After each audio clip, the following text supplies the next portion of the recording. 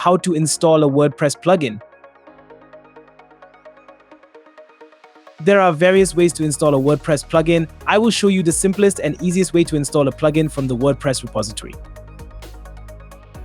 On the left side menu, hover your cursor over plugins and click the Add New option. Use featured, popular, recommended, and favorites to filter to your requirements. Or use the search bar for more specific plugin type filtering. Then click the Plugins Install Now button. When installed, it will show as a blue Activate button.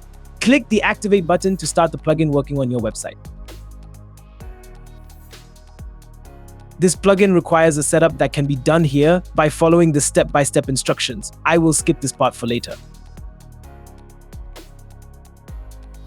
If the plugin requires a setup, it will notify you. Follow the step-by-step instructions, which we will skip now.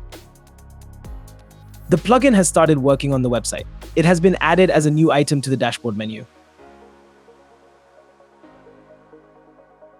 We hope you found this tutorial helpful. Thank you for watching.